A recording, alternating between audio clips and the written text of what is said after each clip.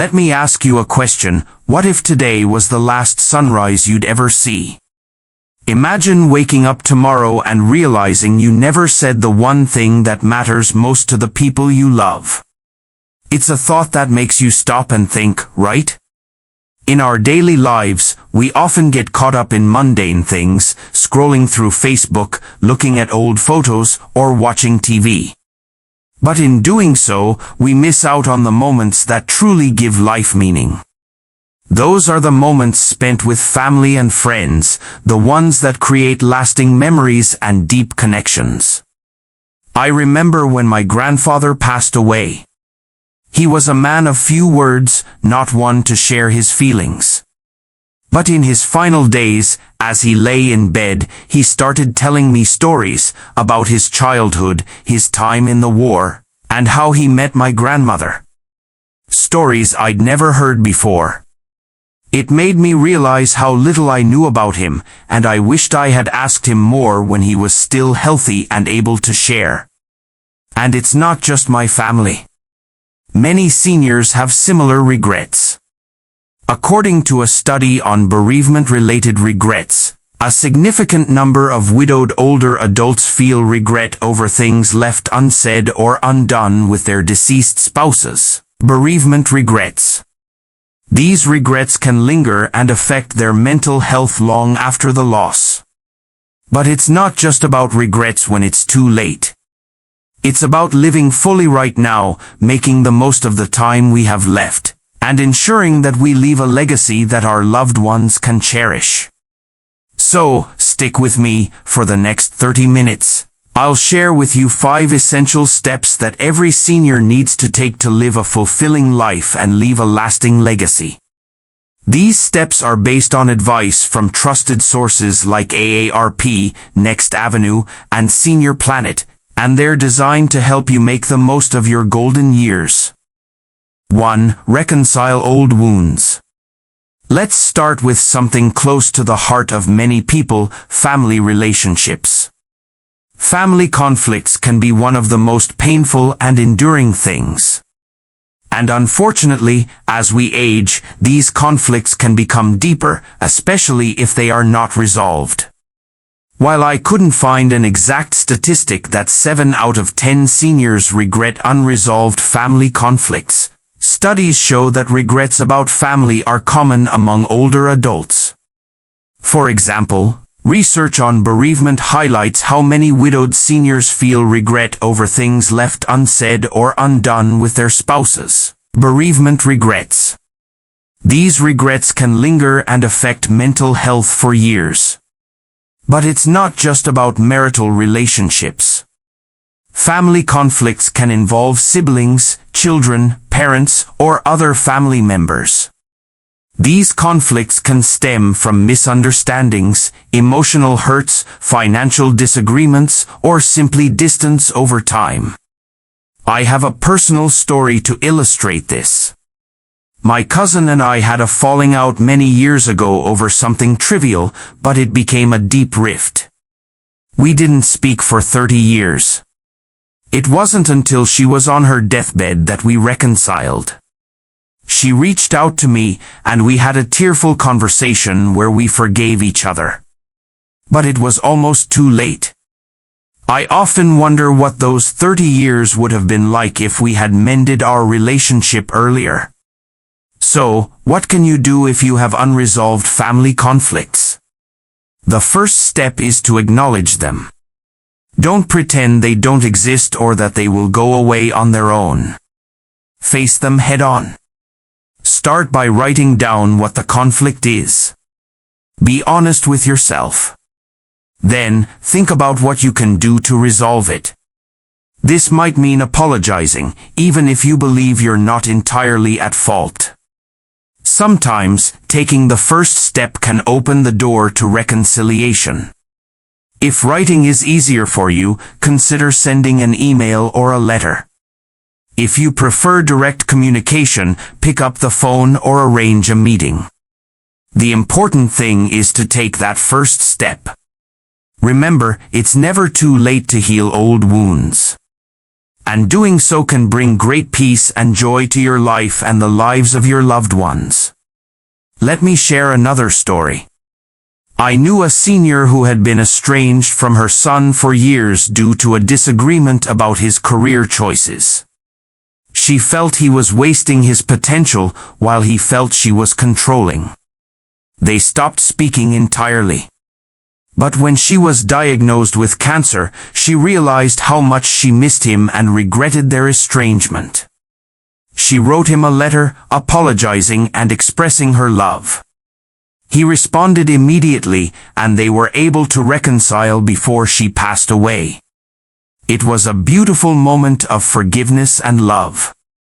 So, don't wait for a crisis to bring you together. Take action now. Write that email, make that call, or send that letter. Your family will thank you, and your heart will thank you too. 2. Document your legacy. Next, let's talk about documenting your legacy. Your life story, your experiences, your wisdom, these are treasures that your family will cherish for generations. But if you don't record them, they could be lost forever. Experts note that oral family histories can fade quickly if not preserved. According to Family Search, it only takes 3 generations for a piece of oral family history to be lost unless it's intentionally recorded and shared. Family Search. Think about it. How much do you know about your great-grandparents? Probably not as much as you'd like. And your grandchildren might know even less about you if you don't take steps to preserve your story. So, how can you document your legacy? There are many simple ways to do it. One easy method is to use a voice memo app on your smartphone. You can record yourself telling stories about your life, your childhood, your first job, how you met your spouse, your proudest moments, your biggest challenges. These recordings can be saved and shared with your family. Another option is to keep a journal. You don't need to write a novel, even a few paragraphs a day can add up over time. Write about your daily life, your thoughts, your memories. Your descendants will treasure these insights into your world. You might think your life isn't exciting enough to write about, but trust me, it is. Every life is unique and full of stories worth preserving. Your grandchildren will value every word, even the parts that seem ordinary to you. Let me share a personal example. My grandmother kept a journal for many years. In it, she wrote about everyday things, the weather, what she had for dinner, visits from family. But she also wrote about significant events, like the day my grandfather proposed or the birth of her children. After she passed away, I read her journal, and it gave me a glimpse into her world that I never had before. It made me feel closer to her, even though she was gone. So, start today. Grab a pen and paper, or open that voice memo app, and begin recording your story. You don't have to do it all at once, you can take it one story at a time. The important thing is to start. And don't forget to include photos, letters, and other keepsakes. You can scan or photograph them and create a digital scrapbook or family history book. By documenting your legacy, you're not just preserving your own history, you're leaving a gift for future generations. 3. Create your bucket list, and tick one off now. Now, let's talk about dreams. We all have them, even as we get older. But sometimes, we put them off, thinking we'll get to them later. Well, later might never come if we don't act now. Seniors often have aspirations like traveling to a dream destination, learning a new skill, or spending quality time with loved ones. These dreams are what make life exciting and give us something to look forward to. For example, many seniors dream of visiting a national park, learning a new language, or taking that Alaskan cruise they've always wanted. I know someone who finally took that cruise at 72, and she said it changed her life. The beauty of the scenery, the new experiences, it reminded her that life still has so much to offer. Here are some common dreams seniors might have. Traveling to a bucket list destination like Yellowstone or Paris. Learning a new hobby like painting or playing the guitar. Volunteering for a cause you care about. Hosting a big family reunion. Trying a new cuisine or mastering a family recipe. Attending a live concert or theater performance. Writing a memoir or short story. Taking a class to learn something new. Going on a road trip with friends. Visiting historical sites or museums.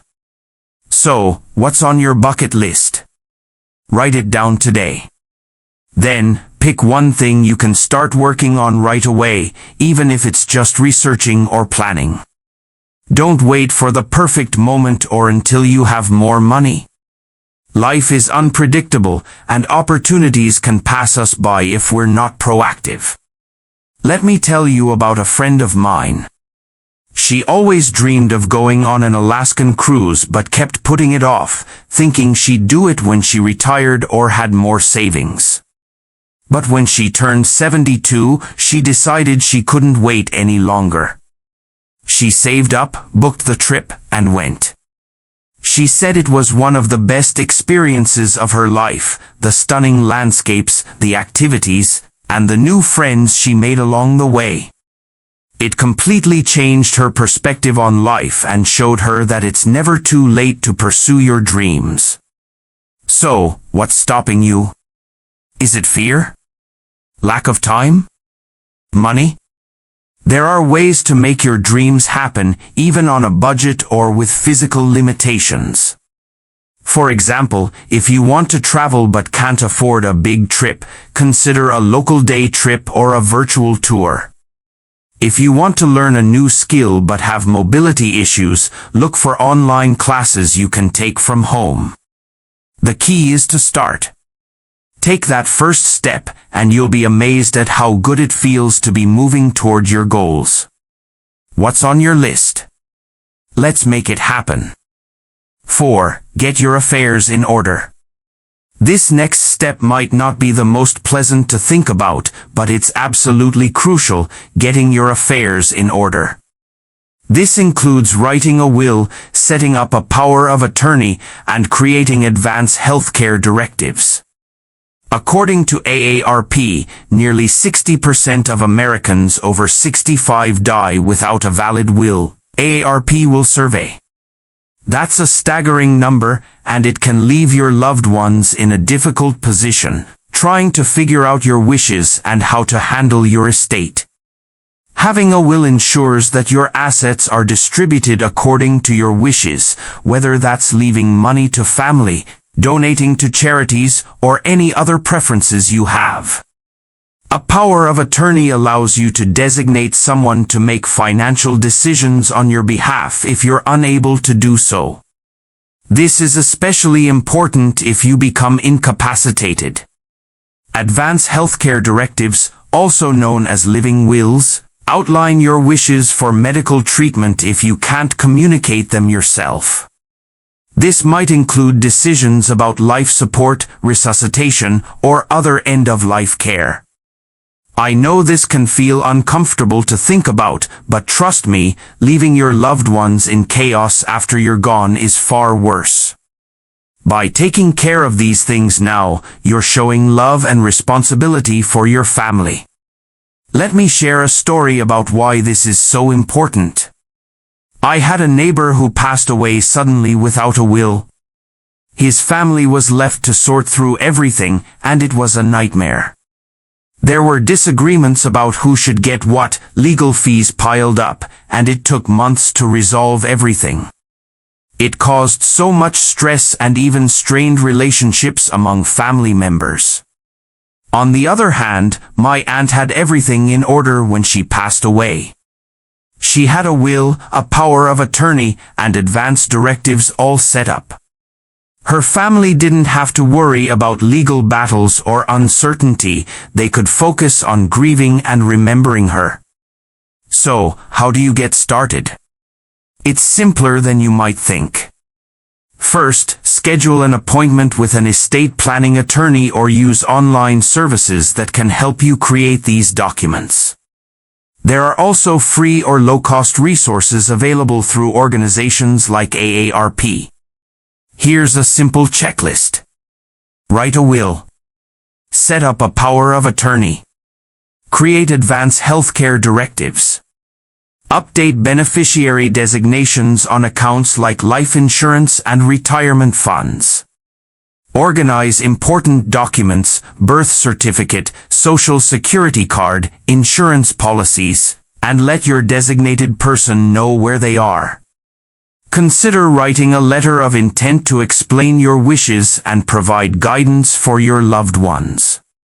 By taking these steps, you're ensuring that your wishes are honored and that your family is taken care of. It's a gift you can give them even after you're gone. 5. Cultivate daily joy and connection. Finally, let's talk about cultivating daily joy and connection. As we age, it's easy to become isolated, especially if we're no longer working or if our social circles have shrunk. But staying connected with others is vital for our mental and physical health. Research shows that social engagement can significantly reduce the risk of dementia. For example, a study published in Nature Aging found that greater social participation in midlife and late life is associated with a 30 to 50% lower risk of developing dementia. Nature Aging. Another study highlighted that social isolation can increase dementia risk by up to 60%. Alzheimer's Society. But it's not just about dementia risk. Social connections bring joy, purpose, and a sense of belonging to our lives. So, how can you cultivate daily joy and connection? First, stay in touch with family and friends. Call an old friend you haven't spoken to in a while. Write a letter or send an email. Schedule regular visits or video calls with loved ones who live far away. Second, establish daily routines that bring you joy. It could be as simple as enjoying your morning coffee on the porch, taking a walk in the park, or reading a book. Find what makes you happy and make it a part of your daily life. Third, get involved in your community. Volunteer at a local church, library, or charity. Volunteering not only helps others but also gives you a sense of purpose and connection. Fourth, join groups or clubs that interest you. Whether it's a book club, a gardening group, or a senior center activity, being part of a group can provide social interaction and new friendships. Fifth, don't forget about technology. Social media and online communities can be great ways to stay connected, especially if you have mobility issues or live in a remote area. You can join groups related to your hobbies or interests and interact with people who share your passions. Remember, it's the little things that bring joy: a smile from a neighbor, a laugh with a friend, a kind word to a stranger. These moments add up to a life worth living. Let me share a story about my grandmother. Even in her 80s, she made it a point to walk to the local park every day. She'd sit on a bench, watch the children playing, and chat with other seniors.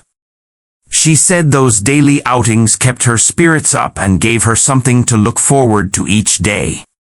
She also volunteered at the local food bank once a week, which she found incredibly fulfilling. So, find what brings you joy and make it a habit. Your mental and emotional health will thank you. At the end of the day, it's not the size of your bank account or the car you drive that fills your heart. It's the connections you make and the joy you find in everyday life. Those are the things that leave you with no regrets. Closing and call to action. So there you have it, 5 essential steps to live a fulfilling life and leave a lasting legacy. Reconcile old wounds. Document your legacy, create and pursue your bucket list, get your affairs in order, and cultivate daily joy and connection. But knowing these steps is just the beginning. The real work is in taking action. And remember, it's never too late to start. Whether you're 60 or 96, you owe it to yourself and your loved ones to live your best life. So, which step will you take first? Will you reach out to a family member to mend a relationship? Start recording your life stories? Plan that dream trip you've always wanted? Update your will and healthcare directives? Or commit to connecting with others more often? Think about it, and then take that first step today. Don't wait until tomorrow. Tomorrow might not come. I'd love to hear from you. Drop a comment below and let me know which step you're going to tackle first.